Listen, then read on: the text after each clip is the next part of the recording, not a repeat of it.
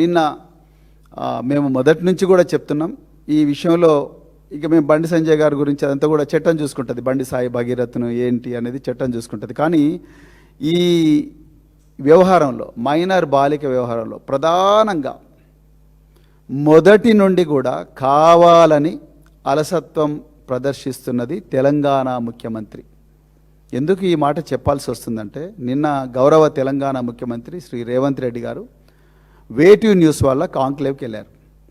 ఆ వేటివ్ న్యూస్ కాంక్లేవ్లో రేవంత్ రెడ్డి గారు చాలా మిస్లీడింగ్ స్టేట్మెంట్స్ ఇచ్చి అన్ని అబద్ధాలు చెప్పారు. ఆయన అన్ని సబ్జెక్టుల మీద అబద్ధాలు చెప్పినారు.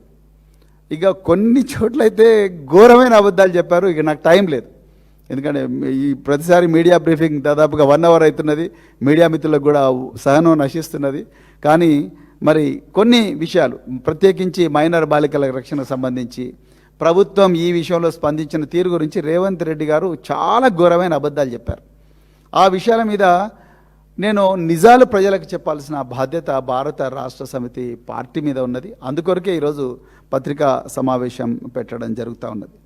ఇక రేవంత్ రెడ్డి గారు ఏమన్నారనేది మీ మెమరీ మళ్ళొకసారి రిఫ్రెష్ చేయడం కోసం ఒకసారి వారి ఇంటర్వ్యూను మేము ఒకసారి ప్లే చేద్దాం అనుకుంటున్నాం.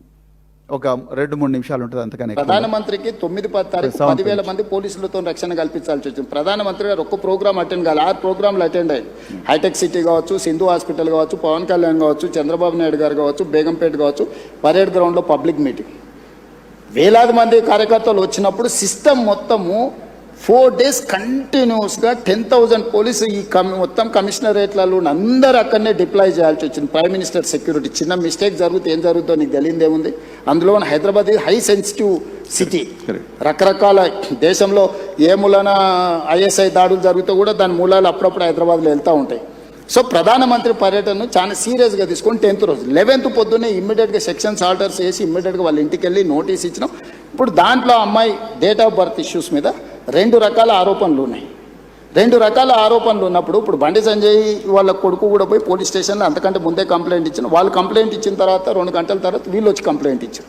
ఇప్పుడు అతను ఇచ్చిన కంప్లైంట్ కరీంనగర్లో ఇచ్చిండు, వీళ్ళు ఇచ్చిన కంప్లైంట్ సైబరాబాద్లో ఇచ్చిండు. కంప్లైంట్స్ను బేరీజ్ వేసుకోవడమే కాకుండా ఇప్పుడు అందులో ఉన్న ఆరోపణలని ఆ అమ్మాయి స్టేట్మెంట్ తీసుకోకుండా ఫోక్సో కేసులో పర్టికులర్గా మైనర్ గర్ల్ విషయంలో అమ్మాయి స్టేట్మెంట్ తీసుకోకుండా ముందుకు వెళ్ళడానికి లేదు. ఇమ్మీడియట్గా అమ్మాయి స్టేట్మెంట్ తీసుకొని సెక్షన్స్ ఆర్డర్స్ చేసి ఇమ్మీడియట్గా నోటీస్ ఇస్తే అతను అబ్స్కాండ్లో ఉన్నాడు. సో ఈరోజు మేము చేస్తున్న దాంట్లో చట్టబద్ధంగా ఒకవేళ అడావిడికి వెళ్ళి మేము ఇంటి మీద పడి 1,000 మంది పోలీసులను పంపిస్తే మీరేమంటారు? రాజకీయ వివక్ష. ప్రధానమంత్రి సభ విజయవంతమైనందుకు రేవంత్ రెడ్డి గారు భారతీయ జనతా పార్టీకి భయపడిపోయి బండి సంజయ్ మీద పోలీసులతో దాడులు చేయించిన మళ్ళీ మీరే మాట్లాడేటోళ్ళు. సో ఇప్పుడు ఎవరికి మా ప్రభుత్వంలో నేను మీకు చెప్తున్నా, అది సినిమా స్టార్లు అయినా సరే, ప్రజాప్రతినిధులైనా సరే, వాళ్ళ పిల్లలైనా సరే, ఎవ్వరికి మినహాయింపు లేదు. మీరు నన్ను చూసిండ్రు సినిమా తారల విషయంలో ఎట్లా వ్యవహరించినా, ప్రజాప్రతినిధులు డ్రగ్స్లలో దొరికితే ఏ రాష్ట్రంలోనైనా ఏ పార్టీలైనా నేను ఏ విధంగా తీసుకొచ్చినా ఇందులో కూడా ఎలాంటిది లేదు. ఇది మైనర్ గర్ల్ ఇష్యూ. మేము గట్టిగా చెప్పడానికి లేదు, ఎట్లా పడితే అట్లా వ్యవహరించడానికి లేదు. ఆ బాధిత కుటుంబానికి రాష్ట్ర ముఖ్యమంత్రిగా నేను న్యాయం చేస్తానని ఒక హామీ ఈ వేదిక నుంచి ఇవ్వగలుగుతారా సార్? నేను అనేది ఎవరైతే నేరస్తులు ఉందో 100% శిక్షించే బాధ్యత నాది. హోంశాఖనే కాదు, నేను ముఖ్యమంత్రిని. నేను పక్కడ్బందీగా ప్రణాళిక చేస్తున్నా. నేను ఒకవేళ సహాయం చేయాలంటే ఫోక్సో కేసే పెట్టాను కదా నర్సింగ్. ఫోక్సో కేసు పెట్టిన కంప్లైంట్ వచ్చిన గంటలో ఫోక్సో కేసు పెట్టిన అంటే what is my commitment? POCSO case ఎందుకు పెడతాం? ఏదో అమ్మాయి వచ్చింది, మదర్ వచ్చింది, మదర్ సరే, మళ్ళీ నేను ప్లే చేస్తాను. సో ముఖ్యమంత్రి గారు మీరు చాలా కాన్ఫిడెంట్గా అన్ని అబద్ధాలే చెప్తున్నారు, చాలా కాన్ఫిడెంట్గా. నేను మళ్ళొకసారి తెలంగాణ ప్రజలకు వాస్తవాలు జరిగిన విషయాలు నేను చెప్తాను. ముఖ్యమంత్రి గారు మీకు కొన్ని ప్రశ్నలు కూడా ఇస్తాను. నేను 2000 మొట్టమొదట ఏ కేంద్ర మంత్రి ఉన్నా, కిషన్ రెడ్డి గారైనా, బండి సంజయ్ గారైనా, ఇంకెవరైనా కేంద్ర మంత్రులున్నా, రాష్ట్ర గవర్నర్ గారైనా, వాళ్ళు ఏదన్నా అవసరం ఉన్నా, సమస్య ఉన్నా వాళ్ళు లోకల్ పోలీసులకు చెప్పరు. రాష్ట్ర గవర్నరు పంజాగుట్ట పోలీస్ స్టేషన్లో ఇన్స్పెక్టర్కు చెప్పరు. కేంద్ర బొగ్గు గనుల శాఖ మంత్రి కిషన్ రెడ్డి గారు బర్కత్పురాలు ఉంటారు, ఆయన బర్కత్పుర పోలీస్ స్టేషనో కాచిగూడ పోలీస్ స్టేషన్లకో చెప్పరు. అదేవిధంగా బండి సంజయ్ గారు వారు ఎక్కడుంటారు? కరీంనగర్లో ఉంటారు. కరీంనగర్ పోలీసు వాళ్ళకి చెప్పడు, డైరెక్ట్ ముఖ్యమంత్రితోనే మాట్లాడతారు. అది ప్రోటోకాల్. నేను 2001 సంవత్సరం నుంచి 2004 సంవత్సరం వరకు కరీంనగర్ ఎస్పీగా పనిచేశాను. ఆ టైంలో 2002 సంవత్సరంలో మార్తాండరావు అని చెప్పేసి ఒక స్పెషల్ క్లాస్ కాంట్రాక్టర్ను నక్సలైట్లు కిడ్నాప్ చేస్తారు. వారు ఆనాడు కేంద్ర హోంశాఖ సహాయ మంత్రి, ఇప్పుడు బండి సంజయ్ గారు కరెక్ట్గా ఏ పొజిషన్లో ఉన్నారో, ఆనాడు కేంద్ర హోంశాఖ సహాయ మంత్రి చెన్నమనేని విద్యాసాగర్ రావు గారు, మహారాష్ట్ర గవర్నర్గా కూడా పనిచేశారు వారు.